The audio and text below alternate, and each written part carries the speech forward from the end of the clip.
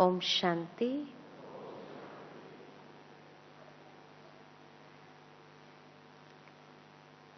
बाबा हम बच्चों को हर रोज कितने ज्ञान के मोती रतन, कितनी बूंदे देते हैं। और अभी भी जैसे अथाह ज्ञान है, कई मोती रतन तो समय आने पर बाबा उनको खोलेंगे। अब तक के समय अनुसार बाबा ने इतने सुंदर वचन हमारे सामने महावाक्य उच्चारण किए हुए हैं कि उसी से हमें माला माल कर दिया है। बाबा कई बार कहते हैं कि बच्चे मुरली कभी मिस नहीं करना चाहिए,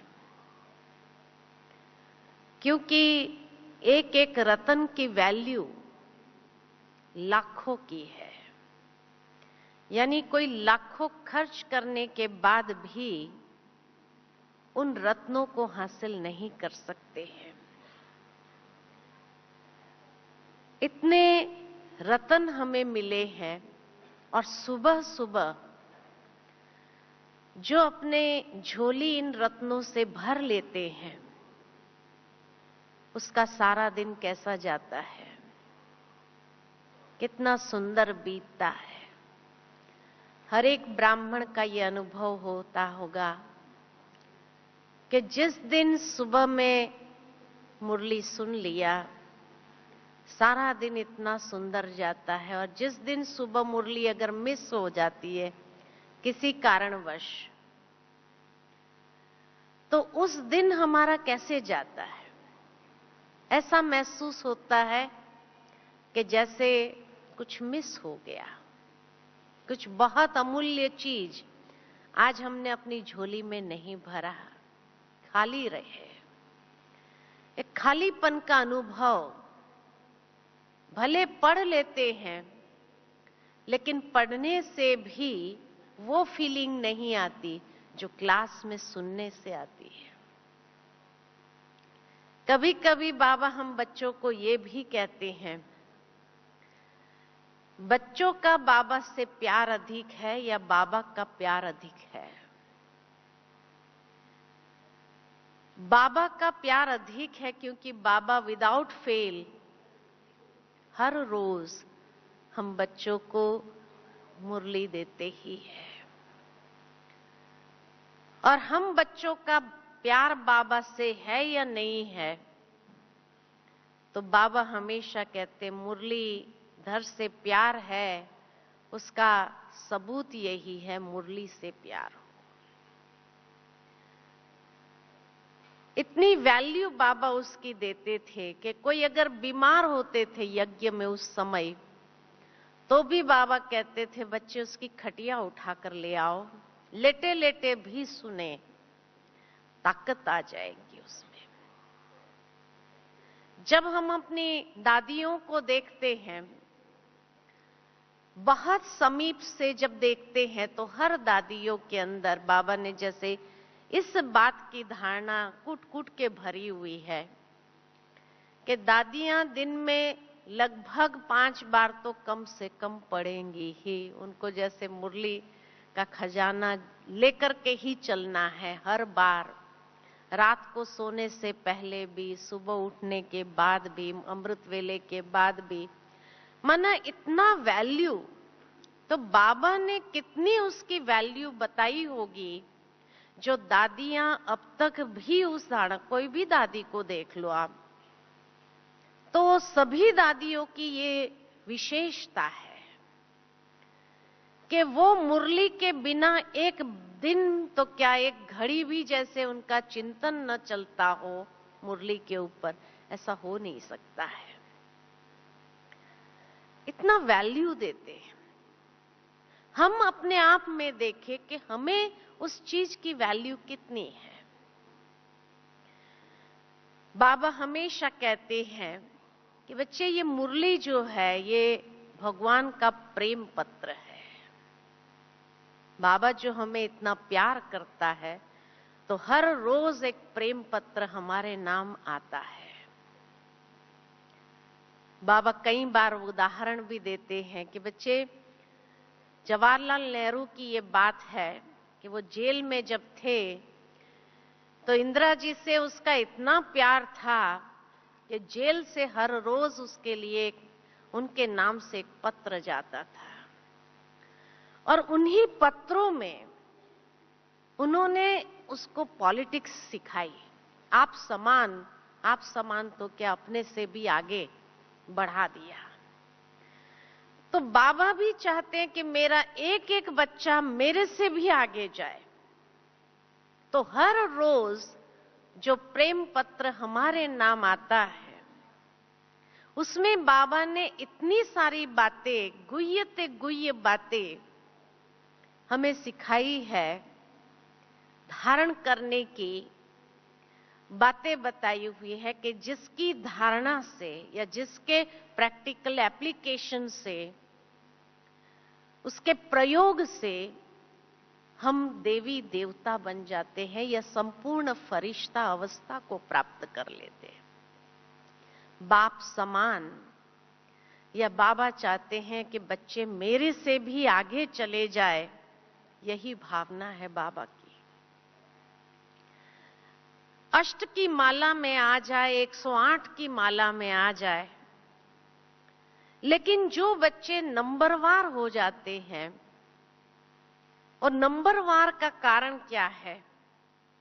यही ज्ञान की धारणा के कारण नंबरवार हो जाते हैं। उसमें धारणा करने की क्या बात है? तो बाबा हमेशा कहते हैं कि बच्चे एक है ज्ञान को सुनना, दूसरा है समझते हुए उसको समाना। समझते हुए उसको समाना और साथ में फिर उसका प्रयोग करना। प्रयोग कैसे होता है और कहां करना है? क्योंकि प्रयोग करने की भी एक विधि है। ज्ञान तो अथाह है हमारे पास, लेकिन अगर वही ज्ञान का गलत प्रयोग हो जाता है तो डिससर्विस का कारण बन जाता है, अपनी अवस्था को नीचे लाने का भी कारण बन जाता है, क्योंकि रिजल्ट नहीं मिलता है। जो रिजल्ट का एक्सपेक्टेशंस है, अपेक्षाएं है, वो रिजल्ट नहीं मिलता है, वो परिणाम नहीं मिलता है। तब व्यक्ति दिल शिकस्त भी हो जाता है। नहीं तो जैसे आज कहा कि ये ज्ञान के प्रयोग से कितना जीवन के अंदर खुशी प्राप्त होती है, हमारी धारणाओं में परिपक्वता आ जाती है, हमारे जीवन को उन्नति की ओर ले जाने के लिए निमित्त बनती है। इतना उसका महत्व है। आजकल की दुनिया के अंदर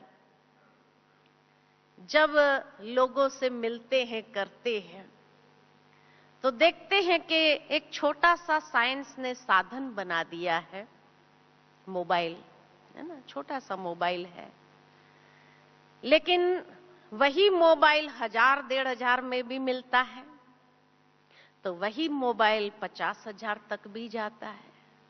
अब जब 50,000 का मोबाइल है, उसमें ऐसी क्या खास बात है? बात ही तो करनी है। 1000-1500 में भी चल जाता है, तो 50,000 के मोबाइल की विशेषता क्या है? क्या कहेंगे? यही कहेंगे कि ये छोटे से साधन के अंदर इतने सारे एप्लीकेशंस आते हैं, और वो सारे एप्लीकेशंस जिसको यूज करना आता है वो उसका फायदा ले सकता है जीवन के अंदर। किसी के साथ भी इमीडिएट कोई बात करनी हो, माना मैसेज पहुंचाना हो, किसी को कोई अच्छी कोई सीन पहुंचानी हो या अच्छा दृश्य किसी को दिखाना हो तो भी फटाफट बेच देते हैं।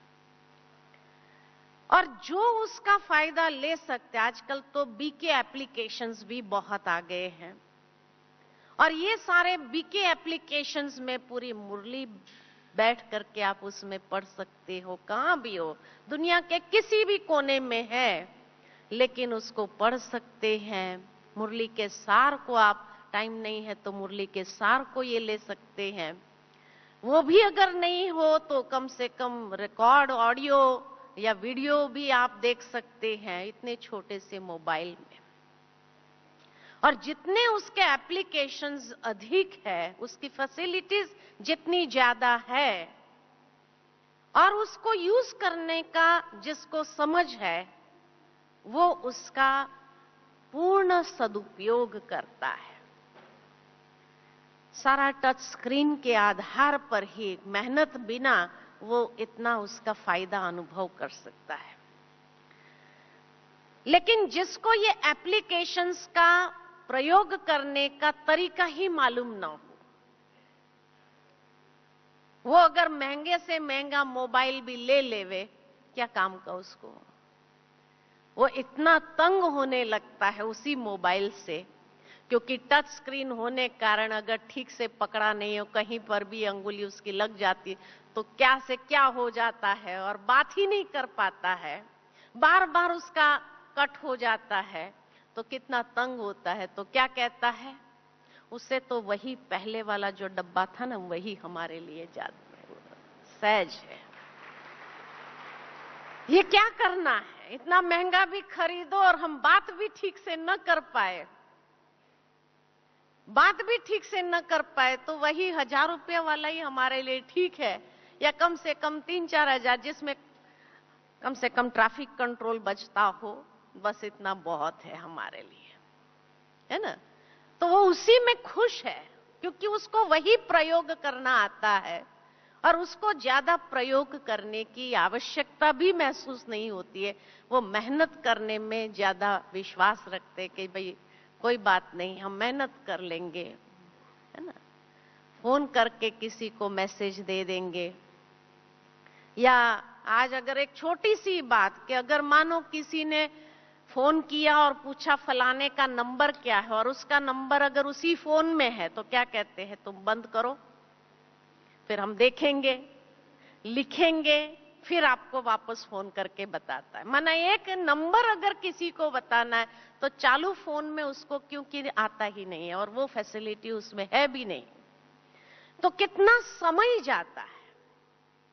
तो मेरा इसी के ऊपर एक चिंतन चल रहा था कि बाबा जो कहते हैं कि कई बच्चे last so fast so first चले जाएंगे, तो कैसे चले जाएंगे, उसका आधार क्या। तो जिस तरह आज के ये मोबाइल के एप्लीकेशंस को लेकर के आप किसी से अगर ज्यादा बात भी नहीं करना चाहते हैं तो उसको भेज दिया मैसेज के रूप में, नंबर भेज दिया, या चालू फोन में भी आप उसको कहेंगे 1 मिनट बता देते हैं, तुरंत ही उसको चला जाता। उसको लगता है इतना नंबर उसको बाय हार्ट है क्या, मुंह पर है क्या, लेकिन नहीं, उसी घड़ी देख करके बता दिया, काम पूरा हो गया बिना टाइम वेस्ट किए। ठीक इसी तरह ज्ञान की जो एप्लीकेशन की बातें हैं, बाबा की एक मुरली अव्यक्त मुझे याद आती है कि बाबा ने बहुत अच्छी एक मुरली शक्तियों पर चलाई थी, और उसमें बाबा ने कहा था कि बच्चे सिर्फ ये अष्ट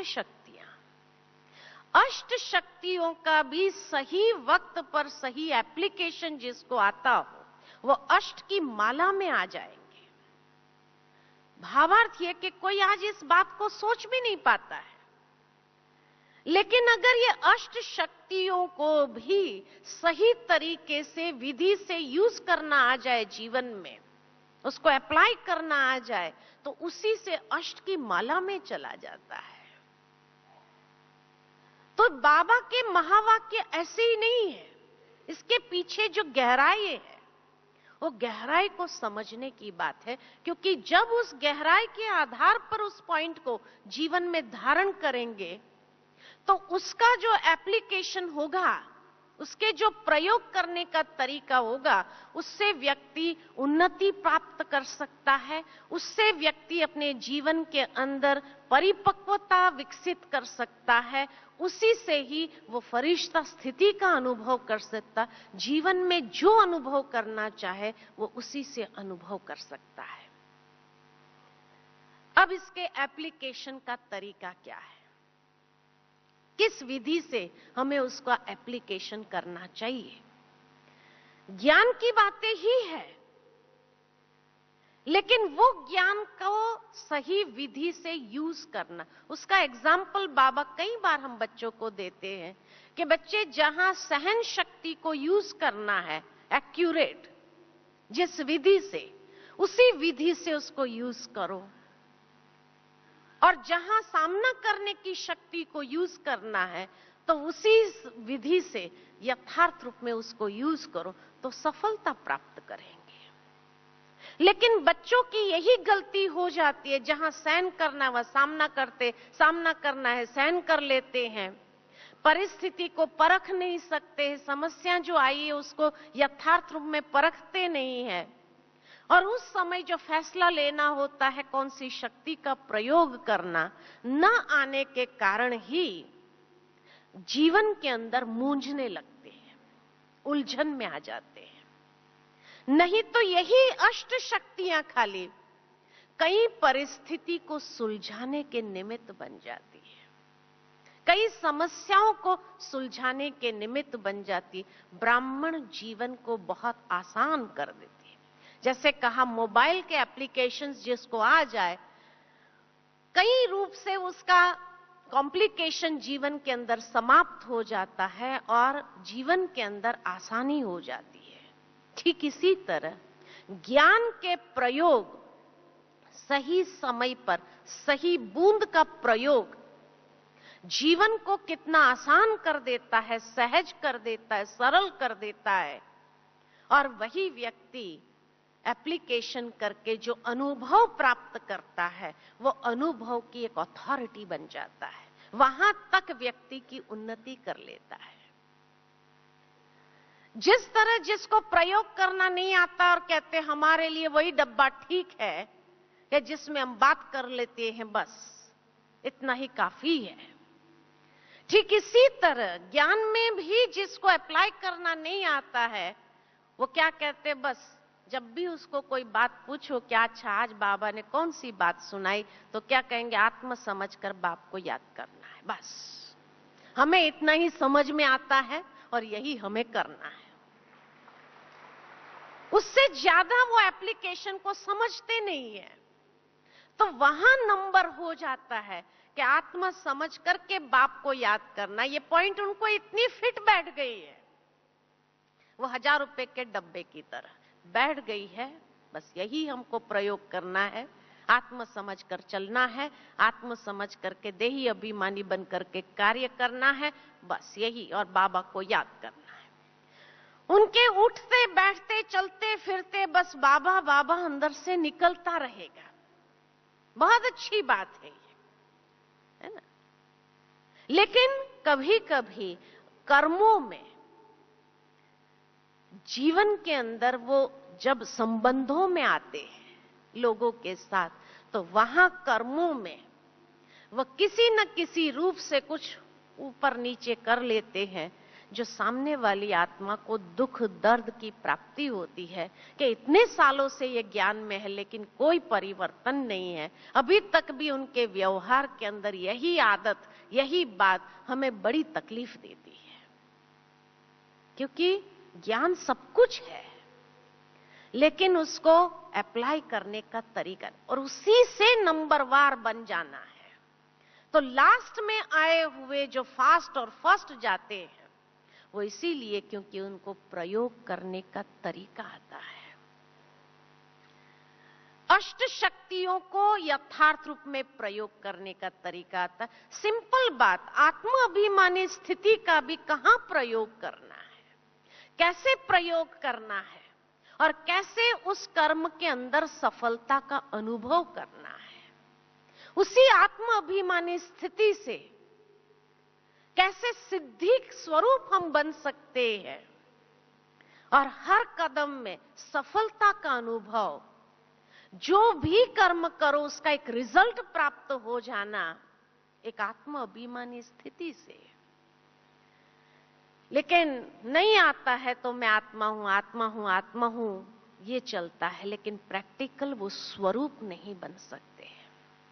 तो सुनना, समझना, समाना और स्वरूप बनना, जिसको एप्लीकेशन आता है वो सुन करके स्वरूप बनने लगते हैं, और वही स्वरूप उसको नंबर आगे ले जाने में या उन्नति प्राप्त करने में, आगे बढ़ने में मदद करता है। अभी कोई भी ज्ञान की पॉइंट का एप्लीकेशन कहां होता है उसको देखना है। दो जगह पर होता है। एक होता है व्यवहार में और दूसरा होता है पुरुषार्थ में। व्यवहार और पुरुषार्थ दो जगह एप्लीकेशन होता है। मानो अष्ट शक्तियां हैं, या कोई भी, बाबा ने एक पॉइंट हमें दे दी, बच्चे फुल स्टॉप लगाना।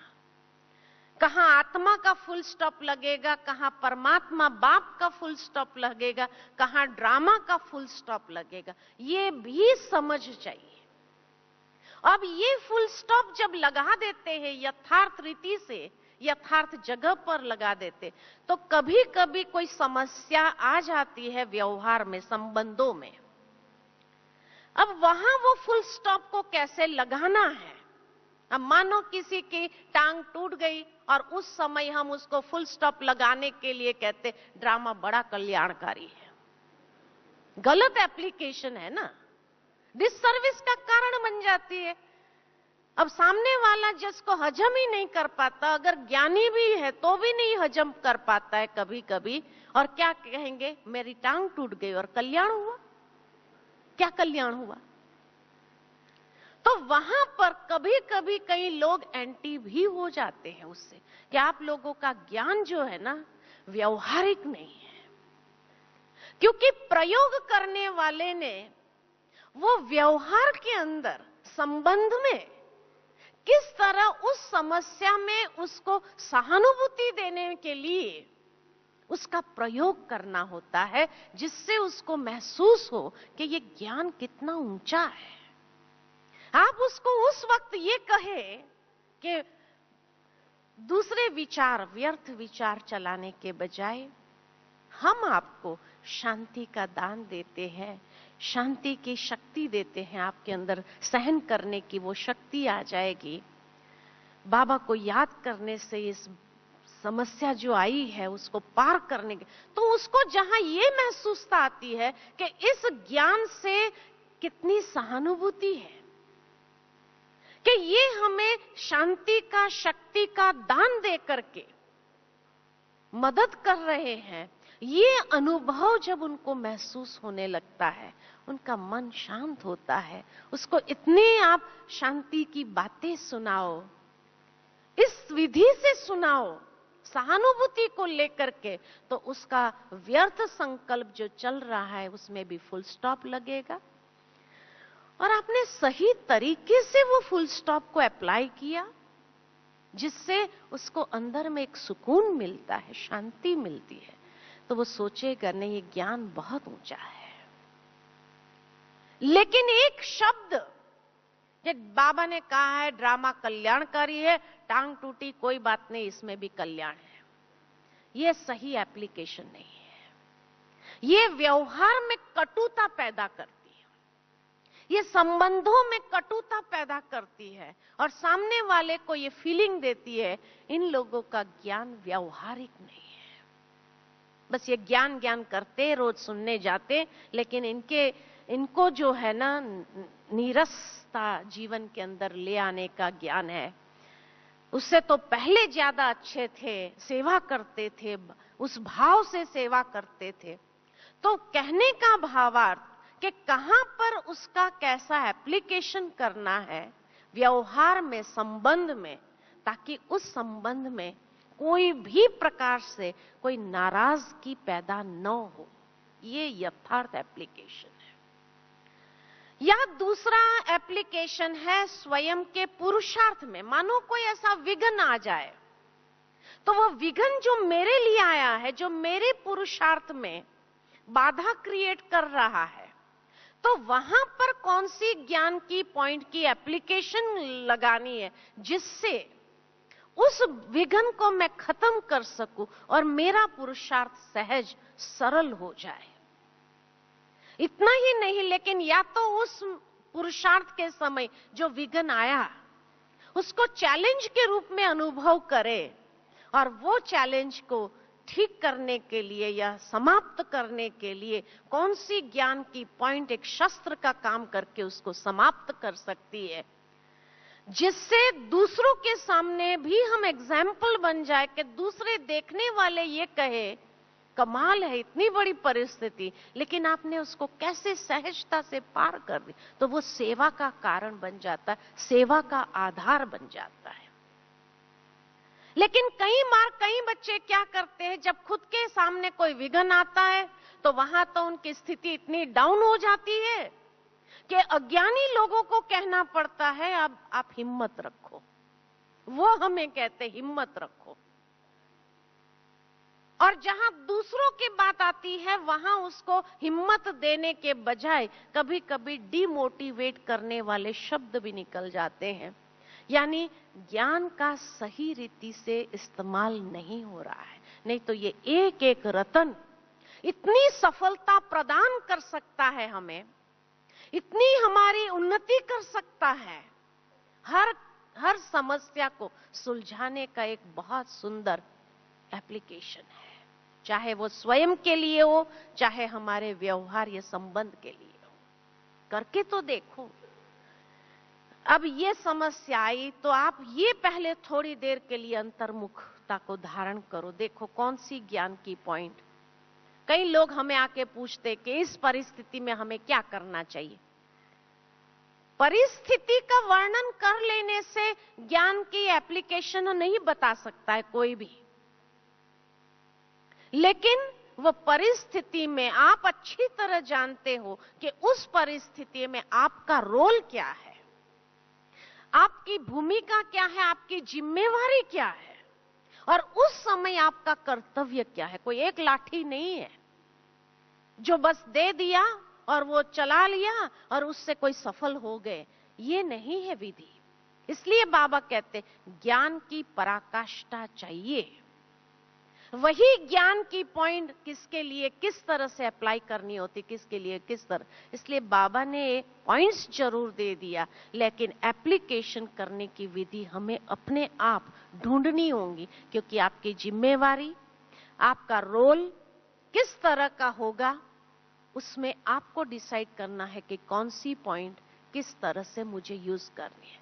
अक्सर हम देखते हैं ब्राह्मणों को, कई लोगों को एक ही सवाल कई लोगों को पूछते हैं, कई लोगों के पास जाएंगे वही समस्या लेकर के, हमको ये प्रॉब्लम है, आप बताओ कि इस प्रॉब्लम में हमको क्या करना है।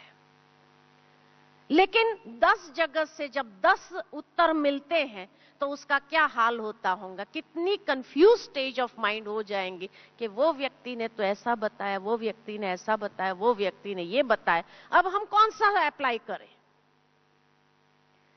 अब उसको एप्लीकेशन करने में इतनी प्रॉब्लम आ रही क्योंकि कंफ्यूजन क्रिएट हो गया कि वो व्यक्ति ने कहा ये शक्ति का प्रयोग करो, वो व्यक्ति ने कहा ये योग का प्रयोग करो, वो ये व्यक्ति ने कहा ये बात का प्रयोग करो। अब हम कौन सा करें, आप बताओ।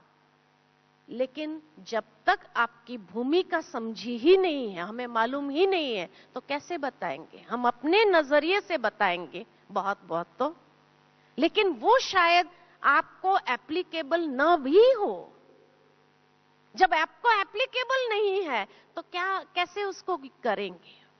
इसीलिए आपको खुद अंतर्मुखी होकर के, आत्माभिमानी स्थिति में स्थित होकर के अपने आप को बाबा से जोड़ना, और इतना क्लियर कनेक्शन हो, एक सुंदर रीति से क्लीन स्पष्ट हो, तो बाबा जैसे कहते कि बाबा की टचिंग्स आपको मिलेगी। और ये अनुभव करके देखो, बाबा की इतनी सुंदर टचिंग मिलती है कि आपको पता चलता है कि आपको क्या करना है। 10 जगह जा करके 10 लोगों से पूछ करके अपने टाइम को वेस्ट करने की जरूरत नहीं है, और एक कंफ्यूजन में आ जाएंगे और उस कंफ्यूजन में आप कहीं के भी नहीं रहेंगे, क्योंकि वो समस्या कभी कभी आपके सामने डबल रूप ले लेती है अगर सही तरीके से उसका प्रयोग नहीं किया तो। जैसे कई बार कई लोग स्वमान ले लेते, मैं एक ही एग्जाम्पल देती हूं कि किसी ने अपने विधि से बताया कि भाई ये समस्या आई तो आप ये स्वमान लो कि मैं विघ्न विनाशक हूं, मैं विघ्न विनाशक आत्मा हूं।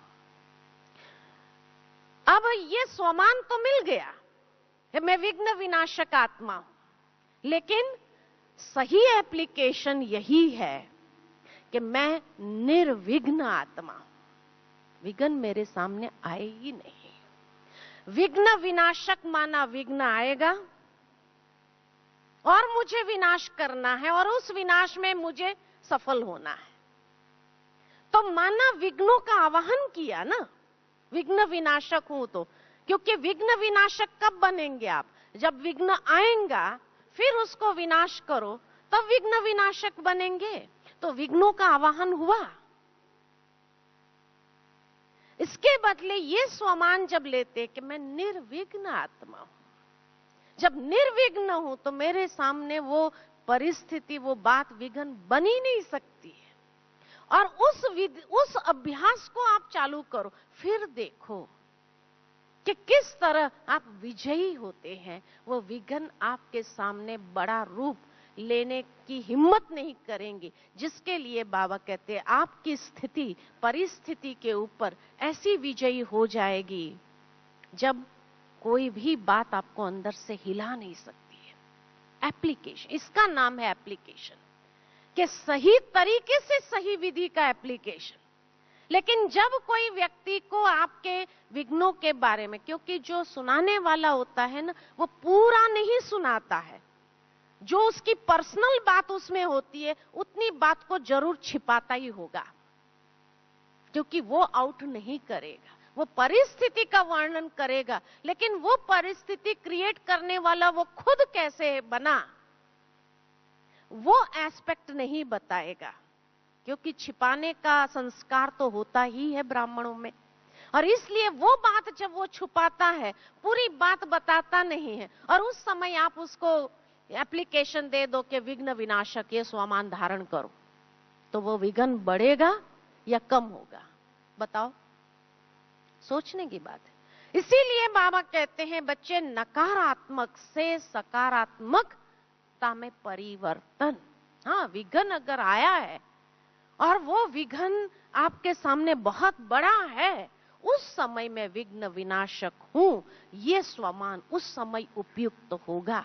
है विघ्न ऑलरेडी, और वो विघ्न आपको आगे बढ़ने नहीं दे रहा है, तो मैं विघ्न विनाशक आत्मा हूं, वो उस समय वो एप्लीकेशन बराबर है। लेकिन जब विघ्न हो ही नहीं, लेकिन पहले से ही आप सोचो कि पता नहीं मेरे सामने ये विघ्न ना आ जाए, और उस समय विघ्न विनाशक का स्वमान ले लेंगे, तो क्या होगा? विघ्न तो आना ही है। आवाहन कर लिया, उसका डर था अंदर में, इसीलिए आपने किसी के पास जाकर के पूछा कि मुझे अंदर से ये डर है कि कहीं ऐसी परिस्थिति मेरे लिए या ऐसा बंधन मेरे लिए ना आए, ऐसा विघ्न मेरे लिए ना आए, उसको मुझे नहीं आने देना है, या ये डर मुझे खत्म करना है, तो क्या करना? और उस समय विघ्न विनाशक हूं ये स्वमान ले लिया, तो वो डर तो साकार हो जाएगा ना, वो विघ्न आएगा ही, और आपको मेहनत करनी पड़ेगी उसको विनाश करने के लिए। लेकिन जब विघ्न आया ही नहीं है, तो उस समय में निर्विघ्न हूं ये स्वमान उचित है। विघ्न अगर आ गया, उसके बाद मैं विघ्न विनाशक हूं ये स्वमान उचित। इसीलिए कहा कि हर स्वमान का भी एप्लीकेशन करने की एक विधि है, उसका तरीका है, उसका समय है, स्थान है, जहां उसको अप्लाई करो तो सफलता अनुभव होगी जीवन के अंदर, नहीं तो सफलता अनुभव नहीं हो सकती। और ब्राह्मण बनने के बाद भी वो फेलियर का अनुभव करेंगे, फिर कहेंगे ये व्यक्ति ने मुझे ये बात कही थी, मैंने ऐसा किया, लेकिन उससे तो मेरा विघन और बढ़ गया, जो डर था वही हुआ। गलत एप्लीकेशन है। किसी और को दोष देना नहीं होता है उस समय, क्योंकि उसको आपने पहले से वो बात क्लियर किया ही नहीं था, तो वो तो अपने हिसाब से बताएगा। तो इसीलिए कहा कि ज्ञान यथार्थ है, ज्ञान की एक एक बात यथार्थ है, उसमें इतनी सत्यता और इतनी शक्ति है। इसीलिए बाबा कहते हैं, और दुनिया में भी लोग कहते, नॉलेज इज पावर, ज्ञान शक्ति है। बाबा भी कहते, ज्ञान की लाइट और माइट दोनों को धारण करो। उससे लाइट भी हो सकते हैं आप अपनी स्थिति के अंदर, और उसकी माइट से आपके सामने जो भी बातें आएगी उसको भी समाप्त करने की शक्ति है उसमें। लेकिन अप्लाई करना, माना इतना महंगा मोबाइल बाबा ने आपको दे दिया, लेकिन इतना महंगा इंस्ट्रूमेंट देने के बाद भी आप अगर उसका सही तरीके से प्रयोग नहीं कर पाते तो खुद के लिए समस्या पर समस्या खड़ी करते जाएंगे, तंग होते जाएंगे। और कई लोग इसीलिए ज्ञान को छोड़ देते हैं कि जब से ज्ञान में जाने लगे तब से लेकर के इतने प्रॉब्लम्स आए मेरे सामने, इससे तो भक्ति मार्ग ही ठीक था। उसके लिए वही 1000 रुपया वाला डब्बा ठीक था, वो भक्ति हमारे लिए ज्यादा अच्छी थी। ये ज्ञान हमको न समझ में आता है, न हमारे बस की बात है। रोज सुनना चालू किया और उसको चल, लेकिन क्योंकि ज्ञान में आते ही उनका नशा इतना ज्यादा चढ़ गया और उसको लगा आज का आज मैं प्रत्यक्षता शुरू कर दूं, और उस समय जो अंदर में आया वो बोलना डायरेक्ट शुरू कर दिया, तो सामने वाली आत्माओं में तो हजम करने की शक्ति नहीं होगी ना। तो जो नशा चढ़ा आपको, ज्ञान में आते ही जो नशा चढ़ गया, लेकिन वो नशा थोड़े ही समय के बाद ऐसा उतर जाता है। उतरने के बाद आपको ऐसी स्थिति में ले जाता है जो खुद को न खुशी है जीवन के अंदर, न नशा है, न प्राप्ति है, न फायदा है। और फिर तंग होना शुरू होते हैं कि ज्ञान सुनने के बाद मेरे लिए तो इतने प्रॉब्लम्स खड़े हो गए हैं जो मैं क्या बताऊं। पहले इतने प्रॉब्लम्स नहीं थे जितने मेरा ज्ञान में आने के बाद, जबकि मैं इतने नशे में रहती थी, इतना खुशी में रहती थी, इतना मैं आगे बढ़ रही, उन्नति को बाबा ने अनुभव भी कराया, लेकिन उसके बाद भी आज क्या स्थिति है उनकी, क्योंकि एप्लीकेशन सही नहीं है। तो इतनी छोटी सी बात अगर अप्लाई करना अगर सीख लिया जाए, तब जीवन के अंदर देखो कितनी प्राप्तियां हो सकती है। जीवन के अंदर हर कदम में आप खुद की समस्या को भी समाप्त करने वाले, या खुद के लिए भी कोई प्रॉब्लम आने की जैसे संभावना नहीं होती है, दूसरों के लिए भी आप ऐसे बन जाओगे जैसे कि उनके सामने कोई बात आई और आप उसके लिए मसीहा बन जाए। लेकिन वो सही तरीके से प्रयोग करने पर, नहीं तो नहीं होगा। और इसीलिए खुद को आप देखो, बाबा ने आपको रत्न दिए हैं, कौन सा रत्न कहां प्रयोग करना है मुझे, उसको आप खुद मनन चिंतन करो। इसीलिए बाबा कई बार कहते, बच्चे विचार सागर मंथन करो, मिलेगा आपको कि मुझे इस हालत में कौन सा ज्ञान का पॉइंट कहां कैसे प्रयोग करना है, ये आपको आएगा। अभी जैसे बाबा ने हम बच्चों को एक महामंत्र के रूप में दे दिया है इस सीजन में, जबकि बाबा पिछले सीजन में भी हमको यही बात अलग तरीके से कहते रहे कि बच्चे व्यर्थ से मुक्त हो जाओ। कितनी बार बाबा ने कितने रूप से कहा कि मानो कोई व्यक्ति आपके लिए प्रॉब्लम्स खड़ा करते हो और व्यर्थ संकल्प चलता है, तो उस समय एप्लीकेशन यही कि आप उसके प्रति शुभ भावना का दान दो। जितना शुभ भावना का दान देंगे व्यर्थ चलाने के बजाय, वो व्यक्ति आपके सामने से हट जाएगा, वो व्यक्ति आपके लिए परिस्थिति या समस्या खड़ी नहीं करेगा। ये बाबा ने कहा कोई परिस्थिति ऐसी आती है जिस कारण आपका व्यर्थ चलने लगता है, तो उस समय आप सोचो कि इसमें जरूर कोई ना कोई कल्याण समाया हुआ है खुद के लिए। खुद के पुरुषार्थ के लिए जब बातें आती है तो सोचो इसमें जरूर कोई कल्याण समाया है, तो व्यर्थ संकल्प को फुल स्टॉप लगाओ। उसी बात को बाबा ने इस साल, क्योंकि प्रॉब्लम, समस्या, परिस्थिति दिनों दिन बढ़ने वाली है, कम तो नहीं होने वाली है, इसीलिए जब भगवान को कहते जानी जाननहार है तो क्या जानता है? वो आने वाले समय को जानता है। तो पिछले 2 साल से बाबा ने ये बात हमको कहना चालू कर दिया। उसके पहले साल बाबा ने कहा बच्चे एवर रेडी बनो, अपना जमा का खाता बढ़ाओ। जमा का खाता भी इसलिए बढ़ाने के लिए कहा था ताकि अगर आपके पास वो है जमा खाते के अंदर तो आप उसको यूज कर सकेंगे। दुआएं हैं तो आप उसको यूज कर सकेंगे, जमा का खाता है तो आप उसको यूज कर सकेंगे। और व्यर्थ संकल्प चलाने के बजाय जितना उसको यूज करेंगे आपको रिजल्ट मिलेगा। उसी बात को पिछले साल बाबा ने व्यर्थ को समाप्त करने की अलग अलग रूप से विधियां बताई, और उसी बात को बाबा इस साल कंटिन्यू कर रहे हैं। और इस साल के लिए बाबा ने स्लोगन हम बच्चों को दे दिया, बच्चे वाह बाबा वाह गाते रहो। क्यों कहा वाह बाबा वाह? ये वाह बाबा वाह माना ही पॉजिटिव, यानी अब पॉजिटिव एस्पेक्ट, सकारात्मक दृष्टिकोण को अपना लो आप, कि कोई भी बात आए खुद के लिए जब आती है तो उस समय वाह बाबा वाह का प्रयोग करना चालू कर, तो कई अपनी धारणाएं जो है स्वतः होने लगेगी। जैसे मुझे याद आता है कि जब से बाबा ने ये स्लोगन दिया हम बच्चों को वाह बाबा वाह, कई लोग आकर के जब उसका एप्लीकेशन का तरीका बताते हैं अपने जीवन के अंदर कि क्या फायदा लिया, क्या प्राप्ति हुई इस एक स्लोगन से उनको अपने जीवन के अंदर। तो एक भाई आया था, कहा मुझे बहुत गुस्सा आता था, ज्ञान में चलने के बाद भी गुस्सा मेरा नहीं गया था, बहुत मैंने कोशिश किया, बहुत बार दृढ़ संकल्प किया, लेकिन फिर भी गुस्सा आ ही जाता था, संस्कार इतना मजबूत हो गया था। और गुस्सा ऐसा गुस्सा कि अगर मानो कि खाने में नमक न हो तो थाली फेंक देना, इतना गुस्सा उसको आता था। लेकिन जब से बाबा ने ये स्लोगन हम बच्चों को दिया है वाह बाबा वाह, इसका प्रयोग करना चालू किया तो 2 मिनट जैसे बाबा को याद करके खाना खाना शुरू करते हैं।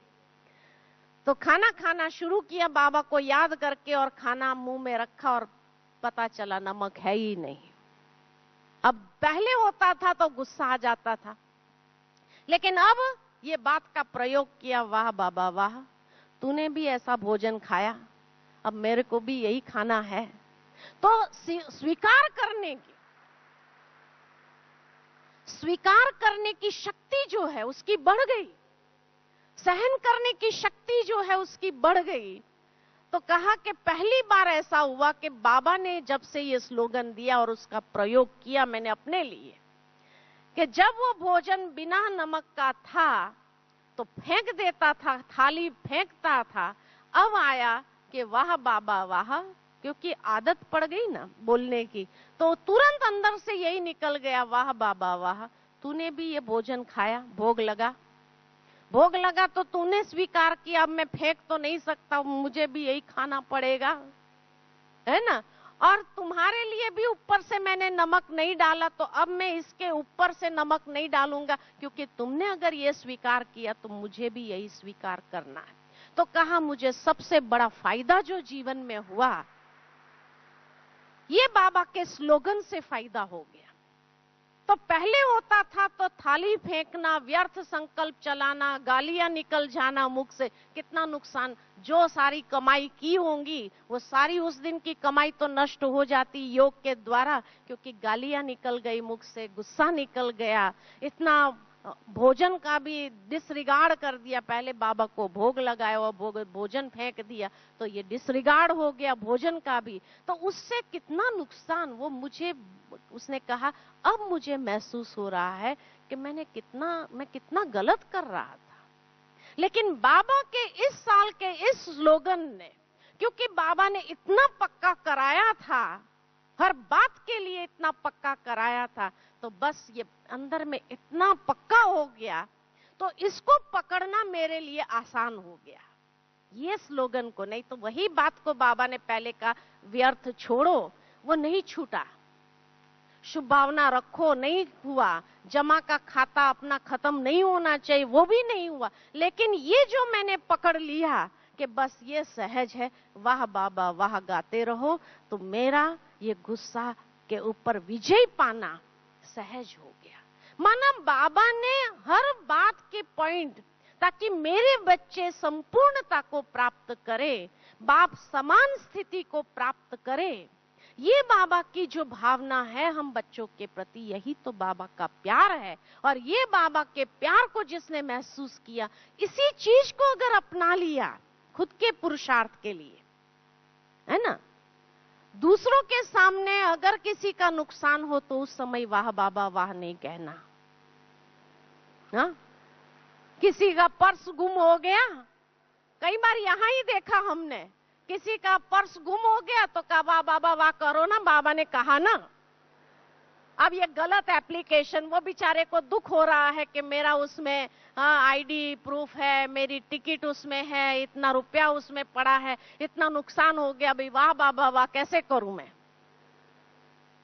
तो दूसरों को सलाह नहीं देना है, उसके लिए खुद के पुरुषार्थ के लिए अगर कोई बात आए वाह बाबा वाह करो, तो वो परिस्थिति के प्रति जो दुख अंदर में है उसके बदले वो सुलटी हो जाएंगी, वो पर्स वापस आ जाएगा। वाह बाबा वाह ऐसा मैग्नेट है जो उसको खींच के ले आएगा, खोया पाया में से मिल जाएगा। ये भी अनुभव किया है कि एक व्यक्ति का पर्स गुम हुआ, कहा, दूसरों ने जब मुझे कहा वाह बाबा वाह करो, मेरे से नहीं हुआ मेरे से। मेरे को गुस्सा आ रहा था कि ये क्या बोल रहा है, मेरा पर्स गुम हुआ, आईडी प्रूफ है, टिकट है उसमें, और ये मुझे कह रहा वाह बाबा ने इसके लिए थोड़ी वाह बाबा वाह करने के लिए कहा है।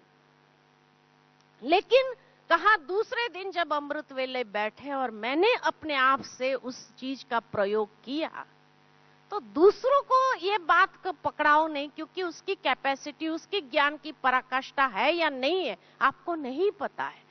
लेकिन जब खुद को रियलाइज करते हुए उसने बाबा के सामने बैठ करके बाबा के इस वचन को याद करके उसने सोचा कि चलो करके देखता हूं, तो कहा दूसरे दिन वो पर्स खोया पाया में पहुंच गया और मुझे मिल गया। ये सफलता है। तो खुद के लिए करो, खुद के लिए करो, तो ये मैग्नेट ऐसा है बाबा ने दिया हुआ कि अगर वो परिस्थिति खराब है, लेकिन अगर सही विधि से एप्लीकेशन करते हुए धैर्यता, गंभीरता को धारण किया हुआ है, तो आप देखेंगे वो कैसे खींच करके उस चीज को भी ले आएगा आप तक, और आपका वो नुकसान नहीं होने देगा। वाह बाबा वाह कहने, लेकिन ये खुद के लिए, दूसरों के लिए नहीं है। दूसरों को और तकलीफ नहीं दो, या उसको पहले उस बात को समझ सके, उसको स्वीकार कर सके, उसके लिए पहले भूमिका बनाओ और फिर उसको वो बात दो, शायद उसको वो पकड़ सके। नहीं तो नहीं पकड़ सका तो उसको बहुत तकलीफ होगी, बहुत दुख होगा, और आप उसको दुख देने के निमित्त बन गए, है ना। तो ऐसा काम नहीं करना है। बाबा जो हमें ज्ञान की पॉइंट्स देते हैं उसका प्रयोग करके देखो, खुद के लिए देखो, खुद का फायदा जो होता है उससे उस अनुभव को दूसरों के साथ शेयर करो, तो शायद उसको वो बात को प्रयोग करने की, स्वीकार करने की मानसिक स्थिति बन जाएंगी और उसको स्वीकार करते हुए वो अप्लाई कर सकेगा। ठीक है, तो ये बाबा के ज्ञान की धारणाओं की भी एक विधि होती है। अधिकतर सारी ज्ञान की पॉइंट्स को धारण करके अपने स्वरूप में लाने के लिए उसका प्रयोग सही तरीके से करेंगे तो ज्ञान का स्वरूप बन करके उसका फायदा जीवन के अंदर हर कदम में महसूस कर सकेंगे। ठीक है, अच्छा, ओम शांति।